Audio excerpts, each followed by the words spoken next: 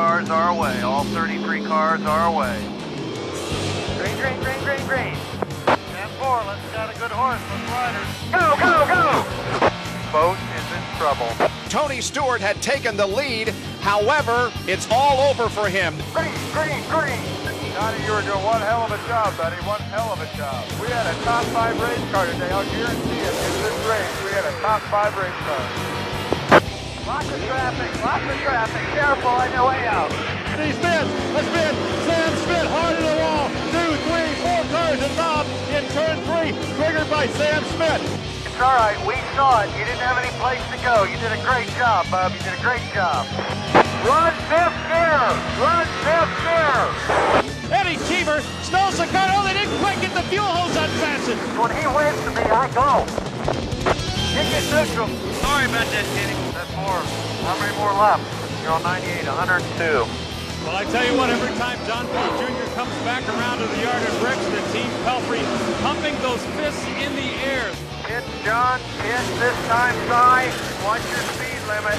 Yellow, yellow. Right here, Steve. Coming right here. I'm in the green. Right here. Right here. R.E. Lyondike. It looks like that it may be over for him. The clutch is slipping. The clutch is slipping. Lazier is 2 seconds behind and closing. I searched the water. I'm going to come in. Hustle out. Hustle out. We got to be in Lazier now. Green, green, green. Eddie Cheever, then Buddy Lazier. They're just that close together. You're in the short suit. It is Bill Cheever, then Lazier.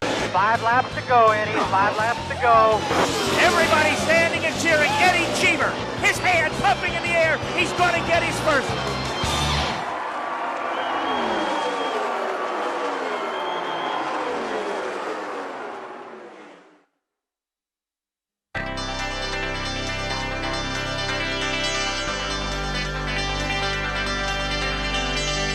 As the month of May opens and the teams and drivers of the Pep Boys Indy Racing League prepare for the 82nd running of the Indianapolis 500, there's a certain freshness in the air. This year, the month of May at Indianapolis will run 2 weeks instead of 3, with qualifying now being completed in just 2 days instead of 4. I'm glad they've shortened the month. I did not like the idea of every day of the month going out there and putting everything on the line, all the equipment on the line. Everybody gets really tired. I think it'll be the most exciting qualifying weekend that you've seen at the Indianapolis Motor Speedway for many years. Attention in the pit area. The track is open for practice. Traditionally, Dick Simon is first on the track. Not so in 1998, as Mike Groff is first out for Jonathan Berg.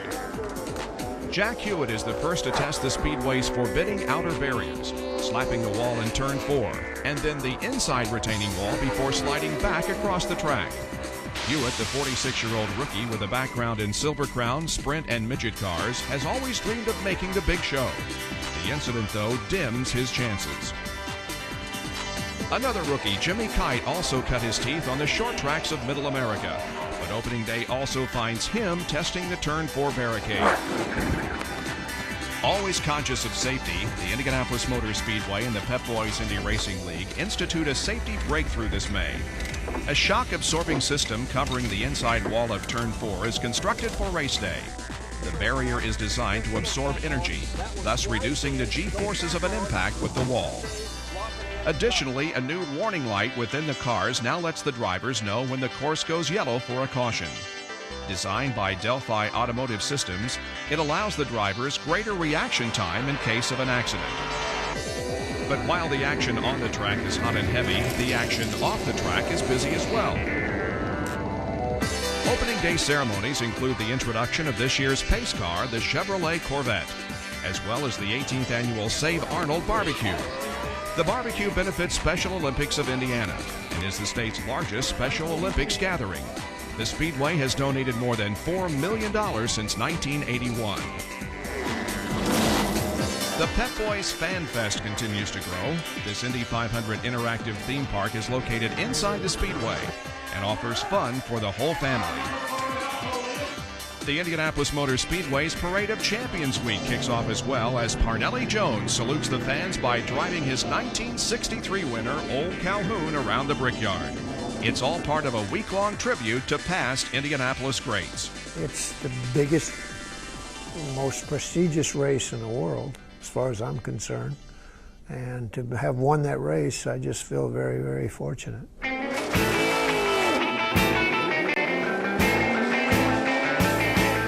As the week begins in earnest, the speeds go up. 8 different drivers top the 220-mile-per-hour barrier. Tony Stewart's 223 Plus is Monday's quickest and the fastest practice lap ever recorded here with the new normally aspirated engines of the Pep Boys IRL. Danny Gaius has raced in 11 Indianapolis 500s, but he will not be racing in this one. He spins while exiting turn 3, and while suffering no major injuries, his month is over. Tony Stewart is again quickest on Tuesday, but it's rookie Danny Dryden who loses the most ground.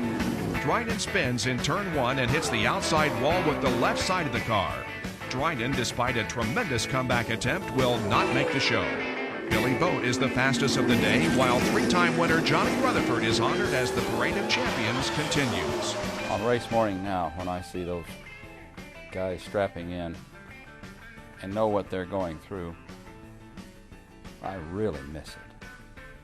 I really do miss it. The next day, 4-time winner and all-time Indy 500 lap leader Alan Zer Sr. is honored in the car he guided to victory lane back in 1987. It is the greatest race there is, and for me to be able to win 4 times, it was really great. While Stewart is the rabbit for the 3rd time in 5 days, rookie Jimmy Kite's perils continue.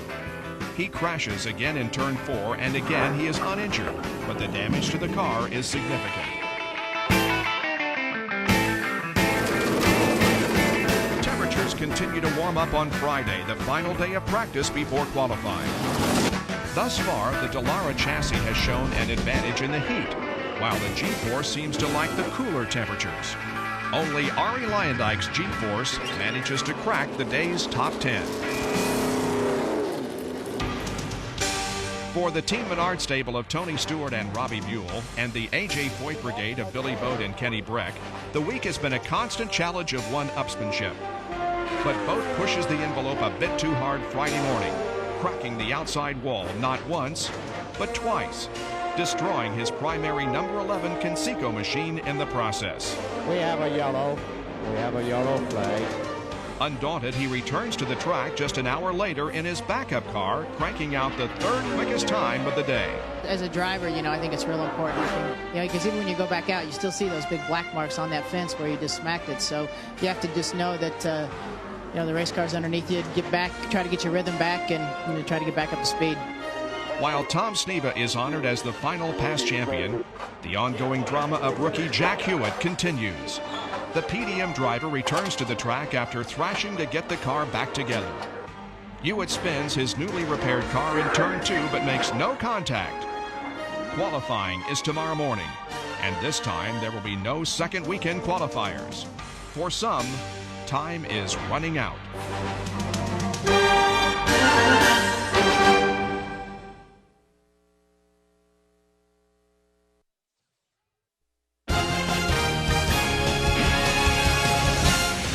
Pole Day burns bright and beautiful. A.J. Foyt celebrates 40 years at Indianapolis by saluting his fans in the Beau Seal fast car he piloted to victory lane in 1961. In the morning warm-up, Paul Durant gets a little too anxious. His turn 1 spin and resulting crash end his hopes. Filling in for Danny Gaius, John Paul Jr. is the first to make the 33-car field. It takes a little bit to take someone's place. We just tried to be safe and not take any chances with it. Sam Schmidt has benefited recently from the schooling of longtime Indy veteran Gary Bettenhausen. Today, he shows off the results, cranking out 4 laps at nearly 220 miles an hour, good enough for the outside of row number 2. We tried to push it up a little bit, and I got it loose in 1, and that probably cost me a couple miles an hour. From then on, I just kept it wooded, but a little bit more conservative, and thank the good Lord for some positive results. And the green flag flies, and he's done it. 10-4, gas it, man. Go, you got a good run going. Robbie Buell puts the first Menard car safely in row 2, but many figure teammate Tony Stewart to be the man to beat today for the pole. Stewart's first 2 laps are good, but the car gets sideways on him and the speed falls off. Nice job, Mo. Nice job. it wasn't that we couldn't get the push out. We got all the push out and went too far. I mean, I got it loose, and we just got the car where it was a little bit too loose, and we just had to take what we got. Rookies Steve Knapp and Donnie Beechler make their first 500 appearances. Knapp, the third ISM driver, will be heard from again on race day. Bob Hancher, the team owner, I asked him before I went, what's going to be the speed that you're going to call it off at, and he said, you just leave your foot down for 4 laps and you let me worry about the rest. So that's what I did. Billy Rowe makes his second 500, while Kelly Racing's Mark Dismore qualifies for his third. We got a shot at the race, we really have. Kenny Brack, another candidate for the pole, another candidate for the front row, and away he goes. And Floyd's familiar car number 14, and this man is fast. The power team pilot blasts his way to a 4-lap average of almost 221 miles an hour, putting him temporarily on the pole.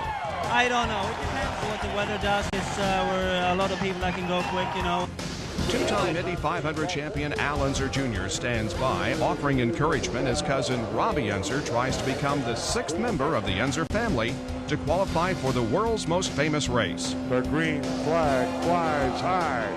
He does so successfully.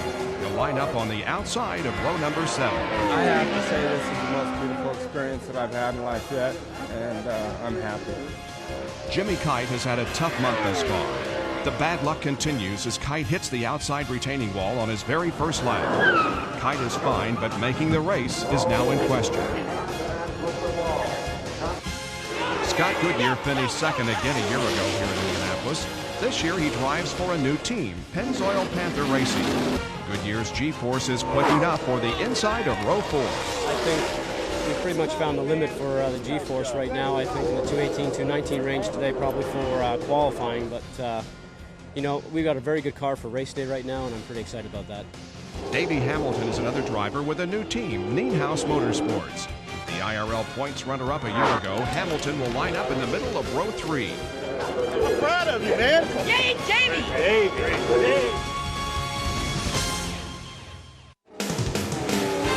Now Billy Vogt takes his shot at destiny. His morning warm-up produced the fastest lap of the month. And now he proves it was no fluke, posting a first lap of over 224.5 miles an hour. Come on. Oh, no. 224.573 miles an hour. Wow. We can tell it was fast. We didn't know it was that fast. Vogt's 4-lap average of 223.503 is good enough for the pole position and is more than 5 miles an hour faster than the pole speed a year ago. He just didn't edge the old mark. He blistered it. The racetrack was definitely wasn't at ideal conditions at all. The wind was really hard on the cars. Really was a problem in turn 1, but it's Indy 500 qualifying. This is what you got to do.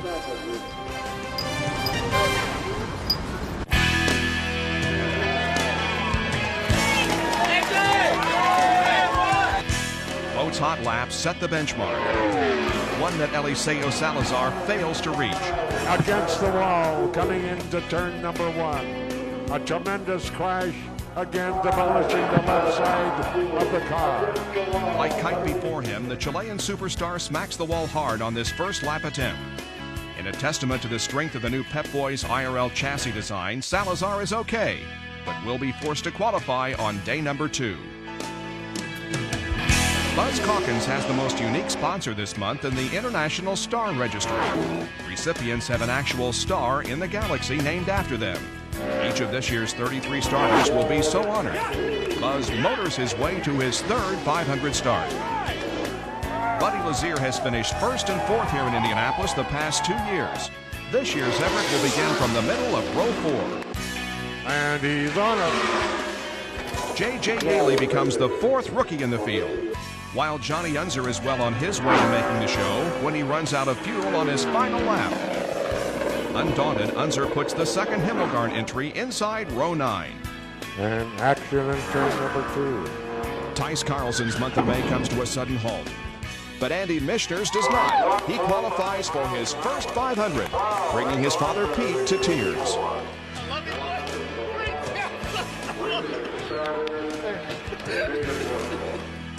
Scott Sharp returns to Indianapolis after sitting out here a year ago. The Delphi Automotive Systems machine will line up 7. It just felt good to put the Delphi MCI car in the show, and I know the guys will give me a great race car.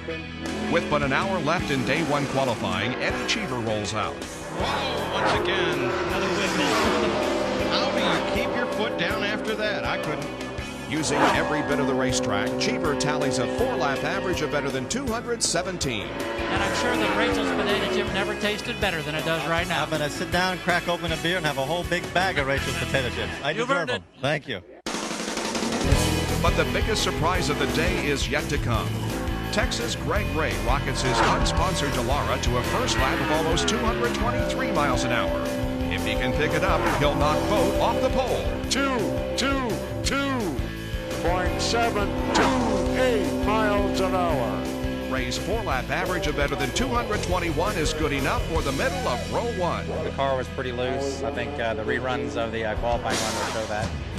Jack Hewitt erases a week of frustration qualifying for his first 500, and in so doing becomes the oldest rookie ever to make the race. Well done, Jack. Well done. Roberto Guerrero becomes the day's 23rd qualifier for Pagan Racing. Guerrero's 14th start will come from the outside of row 3. You are insolent. Jim Guthrie, Marco Greco, and Jack Miller complete the first day qualifiers. Here's a 2.18 mile an hour lap. What do you know? Miller rifles his Crest Racing machine into the field with the only Nissan-powered mount.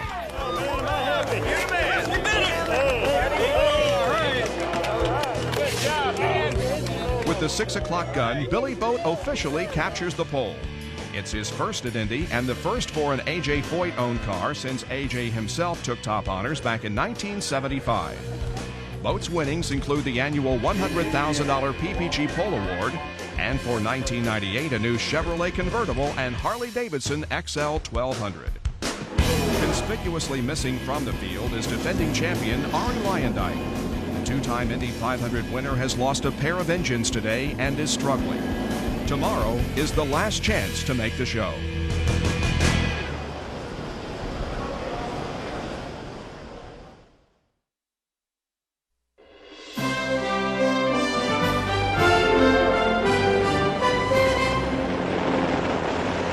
Bubble Day, the final day to qualify. The annual front row photos are the first order of business, and the $30,000 GTE Front Runner Awards are among the honors handed out. When qualifying resumes, Raul Boisel becomes the 27th qualifier. The popular Brazilian will be starting his 10th 500. Good job, Raul. Metro Racing's Stan Waddles is attempting to make his first 500. He does so, becoming the 7th rookie to make the field. But all eyes are on Ari Luyendyk as he rolls out to qualify.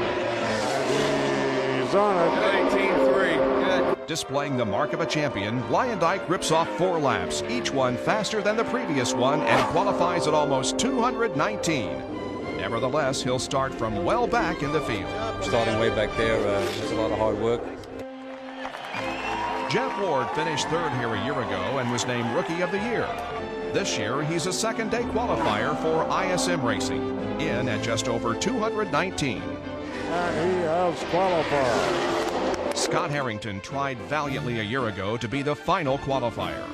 His dreams ended against the Turn 2 fence. Today, he fares no better. His first lap is quick enough, but the engine lets loose, sending Harrington's dreams once again up in smoke. Oh, what disappointment. What disappointment.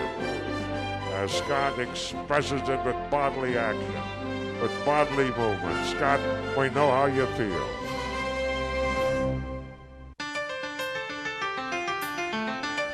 Eliseo Salazar recovers from yesterday's spill to become the 31st qualifier, but his speed will be close. Stefan Gregoire has traded in his unsponsored question mark for some help from Blue Star Batteries. The trade works out well. Stefan is in the show. Jimmy Kite has had a tough week thus far with 3 separate incidents, but hard work pays off today. Kite fills the 33-car field with a 4-lap average of 219 plus, becoming the fastest qualifier of the day and the quickest rookie in the field. Way to go, baby! I love you, man!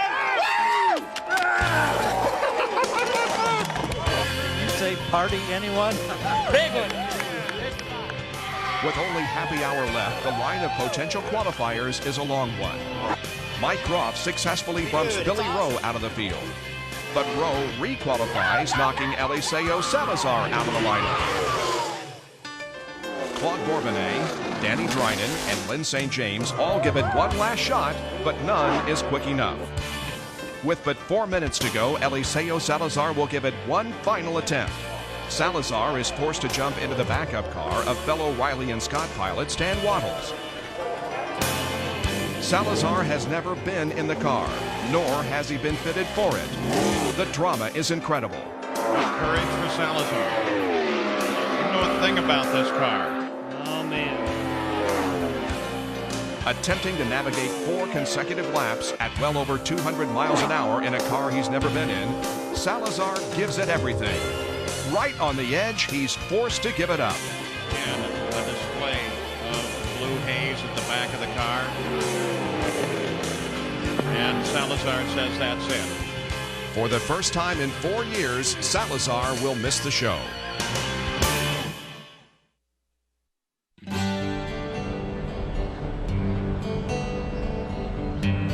With the field full, the traditional final week of activities is set to unfold. Community Day returns for the second year in a row, offering fans a chance to take a lap around the track in their own vehicles. And while there is time for some golf and even a bit of fashion, Carburation Day is the main item on the agenda. Carb Day is traditionally the final 2 hours of practice, and of course, site of the annual Coors Pit Stop competition. 8 teams compete in elimination rounds by changing 4 tires and simulating a fuel hose connection. In the end, Scott Goodyear and Pennzoil Panther Racing top the Robbie Buell and Team Menard effort in the finals to capture the $40,000 top prize.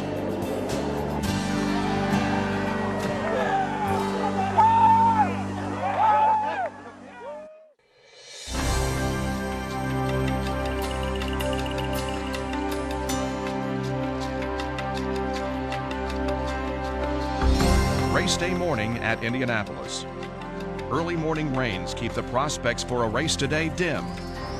Even through the raindrops, all thoughts remain on winning. For some, a once-in-a-lifetime opportunity. For others, another chance for a title that has so far eluded them.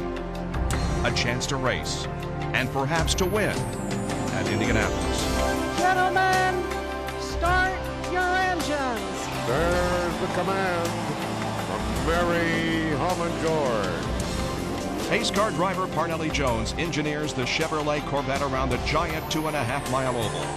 2 former winners and 8 rookies add to a starting field separated by only 5.35 seconds, tying the record for the closest field in the history of the race. Car in the pit area with Parnelli Jones. The field comes down, looking good. The green flag is out. We're underway. The 82nd Indianapolis 500 is on, Jerry. And Billy Bolt makes a strong move to the inside. Greg Ray drops down to the number 2 spot. Then comes Kenny Brack. Tony Stewart into the number 4 spot. We watch the field as they come by. We have a car smoking. We have a spin. A spin. 2 cars. One against the outside wall. Did not make any contact. And we have a yellow flag already. It is car 44. That's J.J. Yaley. Coming down for the start, Eddie Cheever and J.J. Yaley spin. You stay in there. Make sure they push start. You get back in here for a change of tires. No damage is done, and the race goes green again with Billy Boat still on top. And they're green once again. Billy Boat the leader. Greg Ray running in second position. Tony Stewart has a bad start. They head for 1. And they got the move down inside. They've got Billy Boat comfortably out in front. Let's see if we can get him to number 1 again here. Here comes the field. We're looking for spot winner. Are we Lion Dyking goes by in front of me right here. Here comes the rest of the field. They're splitting out. They're all going to make it safely through here. Car number 18, Jack Hewlett is last. We head down the back stretch. Let's go to turn 3 and Gary. Looks like Greg Ray takes a look on the high side, then tucks back in behind Billy Boat, who leads it. Right now in 3rd position is Tony Stewart. His teammate being challenged for the 4th position on the inside is the Reebok car of Hamilton. And Billy Boat leads him out of turn number 4 once again. Greg Ray is second. Tony Stewart is third. Robbie Buell in 4th position. Davey Hamilton 5th. And Scott Goodyear has moved to 6th spot. as they race into turn number 1 once again and head for kit double in turn number 2. And indeed the same order as now it appears that Billy Boat's starting to get a little bit of room. Billy Boat leads the first 12 laps, but Greg Ray is just a heartbeat behind. On lap 13, he gets the job done. Here's a battle for the lead. Greg Ray goes inside in turn 1. Greg Ray's got it wheel to wheel. He's got him past Billy Boat, drops into the number 2 spot right now. What a great move by Ray. Pick him up over there, Kenny. Greg Ray indeed ahead of car number 11, and Tony Stewart on the inside trying to make a move around Billy Boat. But Greg Ray in front of this race right now with a great move headed to 3. Halfway down the backstretch, it is Greg Ray out in front, the youngster from Plano, Texas. But the battle now is for third, and third prize now belongs to the Menard teammate. Robbie Buell passes Tony Stewart for third. While Ray stretches his lead, Tony Stewart repasses Robbie Buell for third. Here's Tony Stewart inside of his teammate Robbie Buell. Did he get him, Jerry? Side by side, they come very close. He does get him. Now he sets his side on Billy Boat. And 4, let's got a good horse with Ryder. This battle continues. The leader really opens up a big gap. It's still Billy Boat in second, about 4 car lengths over Stewart. Now Stewart again with the left side tire under the white line. He makes the move and takes second position. Tony Stewart coming through 2 has moved into second. The crowd's cheering. He's moving away from Billy Boat. 4 laps later, Stewart's task is complete as he catches Greg Ray for the lead in turn 1. But Stewart's journey comes to a sudden stop just 1 lap later as the engine shuts off in the front stretch. He coasts to a stop in turn 1. It's all over for him. The engine is apparently blown. The car is on the racetrack. Dave Calabro, what do you hear from his pit? I'm standing right here with Larry Curry. He throws his hands up in disgust. Larry, it just happened. It looked like it just popped. Yeah, no nothing, just bang, so that's it. The frustration of Team Menard is apparent. And when the race goes green again on lap 27, it's still Greg Ray at the point. But Ray's lead will also be short-lived. On lap 32, he slows, the result of gearbox trouble. 2 laps later, rookie Donnie Beechler loses an engine. Donnie, you were doing one hell of a job, buddy. One hell of a job. When I see you just come out of 2, it looks like a big ball of fire come out of it, too. Must have some oil on the header. On lap 39, the race goes green once again with Kenny Breck now on top. The green flag flies. We are back to racing at Indianapolis, and very quickly, Davey Hamilton and Scott Sharp make a move on Robbie Buell. And Robbie Buell will have to drop into 3rd spot now as that beautiful number 6 car of Davey Hamilton takes over the number 2 position. Breck, Hamilton, Buell, Sharp, and Smith into the number 2 turn. Eddie Cheever has been a man on the move, charging up from his 17th starting position. While Eddie Cheever took 2nd position, Johnny, and that man is flying. He is on the move. But on lap 45, Robbie Buell sits silently in turn 2, like teammate Stewart, the result of engine failure. For Team Menard, a difficult day has come to an end. With the yellow, the leaders pit. With a strong run here early. Lots of traffic. Careful on your way out. Going out to the fast lane. Going to the fast lane. You're okay. Buzz Calkins and Buddy Lazier apparently did not pit. They are out front as the green flag comes back. We are racing once again. Calkins is 3rd in line. 2 slower cars ahead of him in turn 1. Never led a lap coming into this race this year. He's not in front right now. Rest of the field, Lazier, Brett, Hamilton, Sharp, and Smith into the short 2, over into the number 2 turn. Hawkins and Lazier cleanly through. Oh, and we've got 2 abreast, 3 abreast, 4 abreast coming through too. Big time racing going on behind the leaders headed to Gary Lee. Incredible traffic down the backstretch. It looked like Sam Schmidt in that red and white car almost hitting the grass on the inside. He spin. Sam Schmidt hard in the wall. 2, 3, 4 cars involved in turn 3, triggered by Sam Schmidt. Altogether, 7 cars are involved in the incident. Eddie Cheever is fortunate as the Rachel's machine narrowly avoids the trouble. While only Jim Guthrie is injured, 5 of the 7 cars will not return. Leader Calkins pits under the yellow, but it's Kenny Breck back in front when the race goes green on lap 64. It is Kenny Breck in the lead. He leads the others off turn number 2 down the backstretch, heading for 3. Eddie Cheever, I thought, was going to make a move at 1. Did he, Jerry? No, he did not, Bob. He looked inside to change his mind, and Kenny Breck will lead the pack into the number 2 corner over there. And it looks like he's going to stay tucked in behind Kenny. No, he makes a move to the inside. Here he comes. There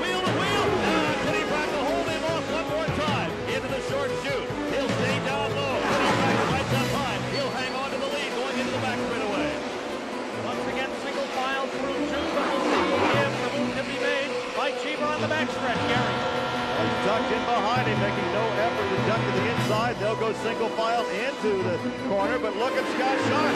He closed in. Look at John Paul.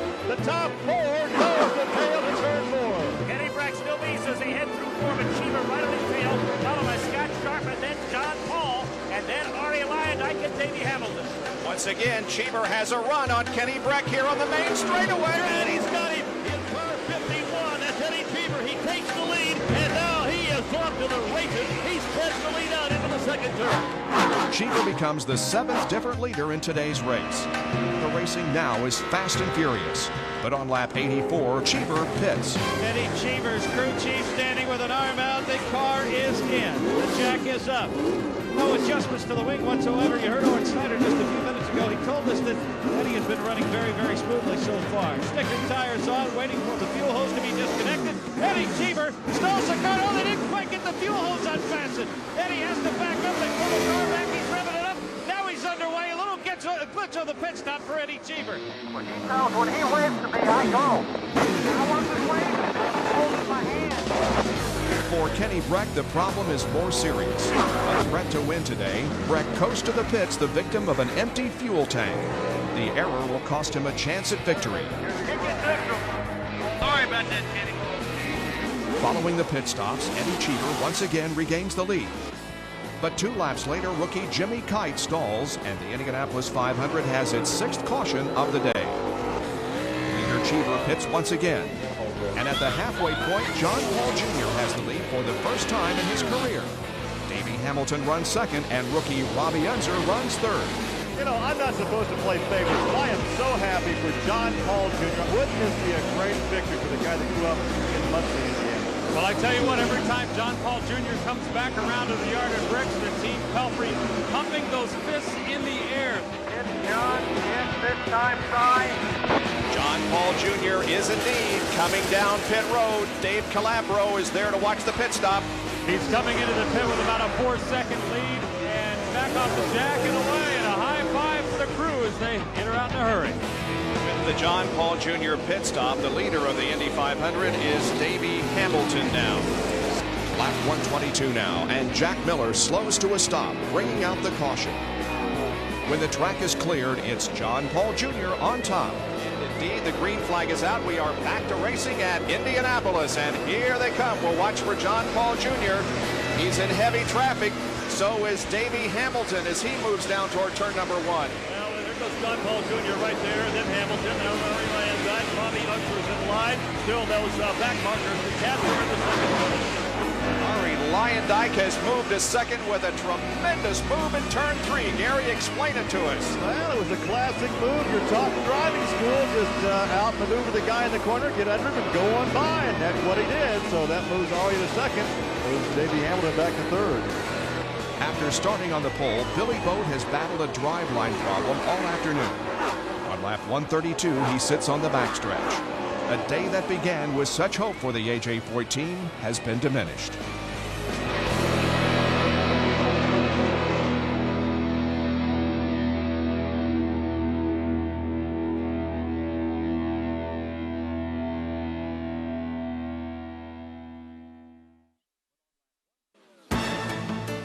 Lap 136 now, and the race becomes a shootout between defending champion Ari Lyondike and race leader John Paul Jr.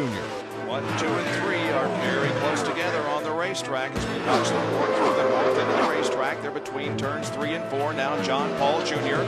has his car in 4 onto the main straightaway, and that interval is definitely lessening as Ari Lyondike begins to move in. We'll check him here at the line and see how close it is, but they race to turn 1. John Paul Jr., Ari Lyondike, there's Eddie Cheever. Well, they're just back quickly together. Now we wait. There's Davey Hamilton, and then on back to the rest of the field. Vince Welch is in Ari Lyondike's pit as he tries to close in on the leader.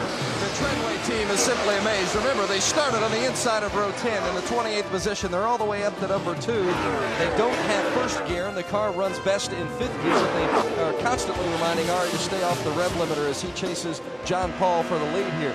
Keep in mind, just a couple of things as far as Ari is concerned. He could have a problem in the pits because he doesn't have first gear. The team has to push him out of the pit box in second. And also, he's pushing that rev limiter literally to the limit. Well, Ari Lyondike took a look to the inside going into turn one, but could not make the pass. They fall back into single file formation once again as they move through turn number two. And Lyondike now is getting a little bit of extra heat from Eddie Cheever, as there is very little separation between second place Lyondike and third place Cheever. They head for turn three, Gary. You are, Bob. In fact, about 10 car lengths between first and second, about 6 between second and third, and already they're in turn four. As they come through, it's still John Paul in the lead. Ari Lyondike, but Eddie Cheever putting the heat on Ari for second. The battle is a great one, but on lap 147, John Paul pits under green. Air hose back over the wall here. There's quite a crowd down here taking on a lot of fuel. They hope to only make one more pit stop after this. A thumbs up from John Paul and his crew, and it's on the juice and out of the pits. Everyone wondering how long it would take Ari Lyondike to move from the back of the pack to the top. He knows a lot about patience. He won the 24 Hours of Daytona earlier this year. He's been patient here today to get to the front. We have four abreast in turn three, Gary. I'm holding my breath right now, and that's Ari Lyondike, Cheever right behind him, and right behind them was Buzz Calkins, and boy, that was close entering turn three. Ari Lyondike pits also. This time, the clutch problems will prove fatal. Remember, this is the same car that won the race a year ago. It was the very first G-Force ever built, so they are loving this car. Ari is out and away. The stop not quite as quick as they had hoped, but remember, anytime they can get him out of the pit box in second gear, they call it a success. Indeed, that is a serious problem. Jerry, is everything okay down there? No, I don't think so. He is without any power, coasting right in front of me right here. The clutch is slipping, the clutch is slipping. He is coasting. He'll never make it all the way around the way he's going. They got to come and do something with him right now.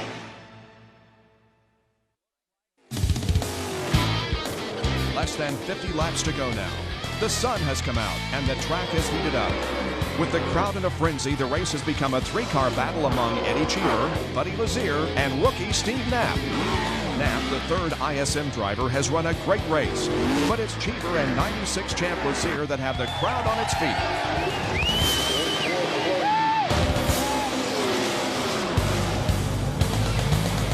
Buddy Lazier trying to make it 2 Indy 500 wins. There is now a separation of 1.2 seconds between Eddie Cheever, the leader, and Buddy Lazier running second. Boy, and I'll tell you what, Buddy Lazier is on a mission. He is moving through traffic when he comes to it, going by, he is trying to get to the front. The battle continues. Cheever, a longtime crowd favorite, has never won at Indy. Lazier, like a tiger after its prey, relentless. Lazier is 2 seconds behind and closing.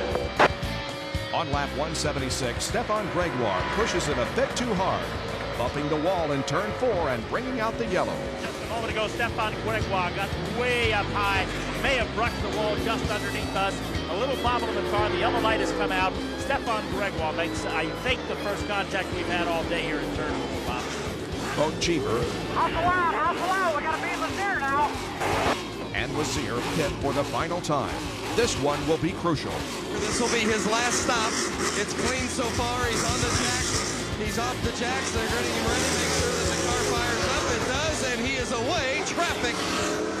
Lazier avoided some traffic as he exited the pit. Well, John Paul's incredible run just may have gone up in smoke. They had problems getting the car in gear. The guys had to push it about 50 yards out of the pit box, but he's finally under power.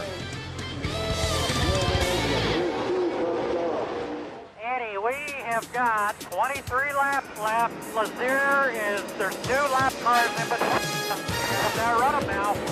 Coming off of corner number 4, the green flag waves, and we are back to racing at Indianapolis. Eddie Cheever disposes of Jeff Ward and puts several cars between him and second place, Buddy Lazier. Boy, Eddie Cheever's been strong all day. Lazier runs second, the rookie Knapp is third, Hamilton fourth, Stark runs fifth. They're in the short 2 now. They're settling off into the number 2 turn. But as the race goes green, a car gets sideways in the short chute.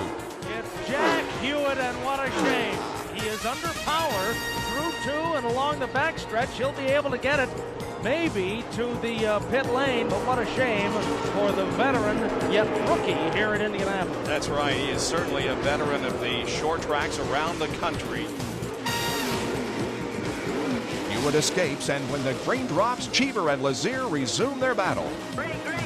And now Now the green flag waves, and back to racing here in Indianapolis. Eddie Cheever and Buddy Lazier are running first and second. Lazier trying to pass two in turn one. Well, they went 3 wide into the corner. This time they got by with it, and yes, Buddy Lazier has moved into second place. Now he can set his sights on Eddie Cheever. It's Cheever and Lazier in number 2. Boy, that's amazing. He got through 2 that were in the way and has placed himself now directly behind the leader, and we could have one heck of an 18-lap finish here as they're in 3. Is this deja vu or what? Think back 2 years, what Buddy Lazier did about this time in the race. He wasn't leading, but doggone it, he won the whole thing. Eddie Cheever still leads as they come through 4.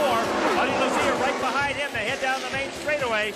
Not too many car lanes separate the two, first and second. With Cheever holding off Lazier in one of Indy's epic battles, Marco Greco's machine is ailing, bringing out the final caution of the day, setting the stage for a final 6-lap trophy dash.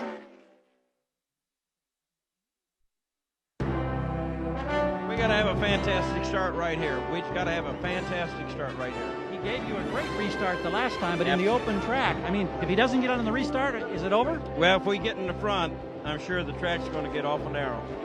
Oh boy. The fans are standing on their feet as they cheer the drivers through. Now we should be able to see the acceleration. Indeed, Eddie Cheever picks up the pace as they come off corner number 4. Cheever goes to the inside trying to break a bit of a draft, and Buddy Lazier is right behind him as they head for turn 1. Eddie Cheever, then Buddy Lazier. They're just that close together. 2 lap cars as we go back to the nap. They're in the short 2. It is still Cheever, then Lazier.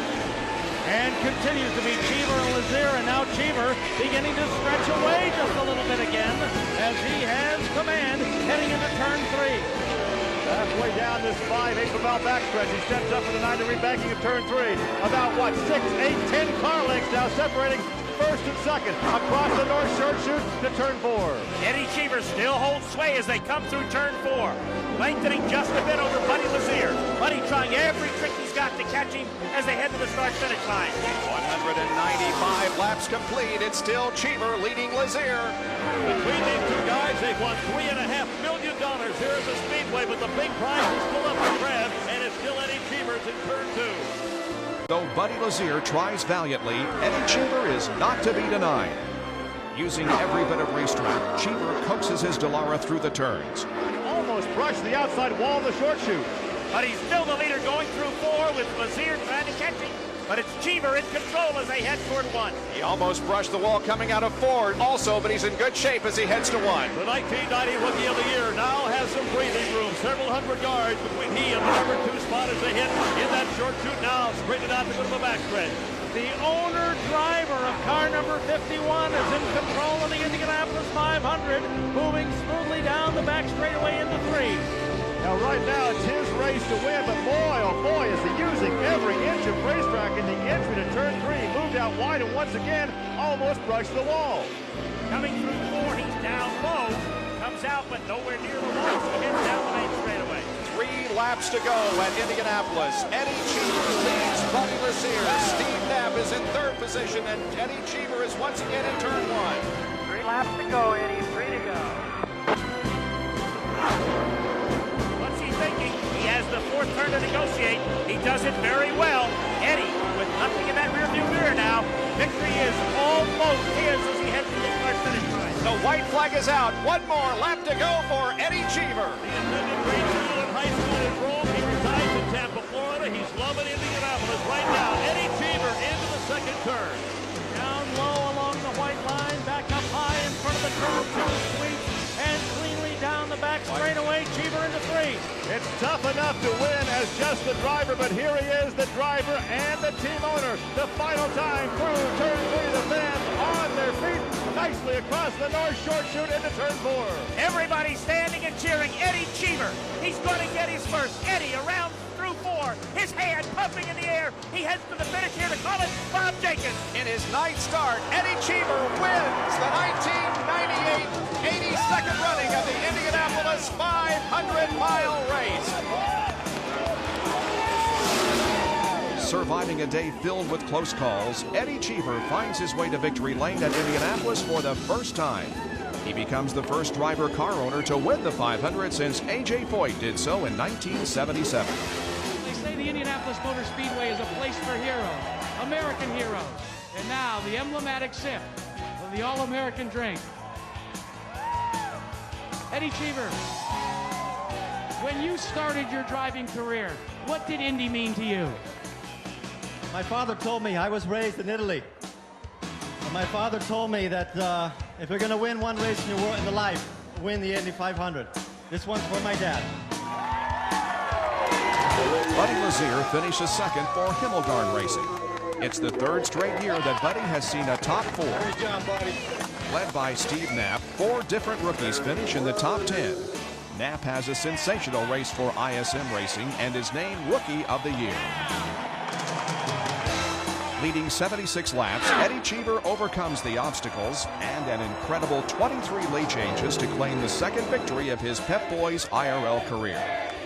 The following evening, Cheever is rewarded for his efforts at the annual victory banquet with a check worth more than $1.4 million. To be able to compete here is something very, very special. I will cherish this day for the rest of my life, and I have every intention of doing it again as quickly as I can. Throughout the century, many have tried, but few have succeeded. Eddie Cheever can now say he too is an Indianapolis 500 champion.